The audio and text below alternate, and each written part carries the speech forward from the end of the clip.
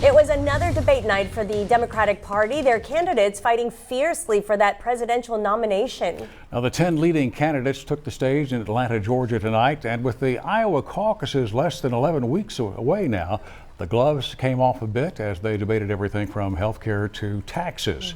Our political analyst, Dr. David Smith, watched with us tonight. He joins us now with his take on the winners and the losers. As we mentioned earlier tonight, this was sort of do or die for some of the second-tier candidates. So which ones did and which ones died? In some ways, I think we saw Tulsi Gabbard making a push towards the end of it, but I think really Gabbard and in some respects Andrew Yang's, this might be the end game for them. Harris and Booker made some headway, and I think both Harris is qualified for the next debate in December. Yeah. Booker's still struggling, but I think they were making headway as trying to position themselves as the more moderate choice as an alternative to Joe Biden and Pete Buttigieg. Now, Peter Buttigieg, Mayor Pete, has been polling really well lately. Do you think that tonight he kept that momentum going? I think he did, and part of the fact that his momentum has extended is because the candidates did not engage him or attack him in some of the ways they have in the past with the leaders, and I think that really played into what Mayor Pete Buttigieg was really trying to strive for, was keeping himself out there and staying free from all those attacks from some of those second-tier candidates.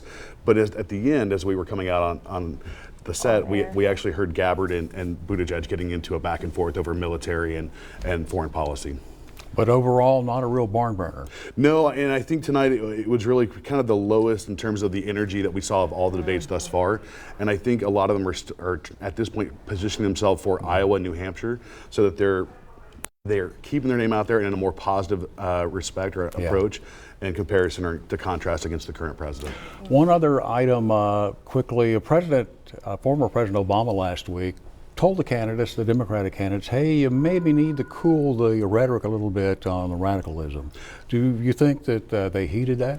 I think in some ways they did, and we heard that message coming from Amy Klobuchar as well as Cory Booker. And again, they were positioning themselves to say, these are two moderate candidates, obviously. We are ones as well, and we have an alternative if you're looking for a moderate position that the former president wants you to call home.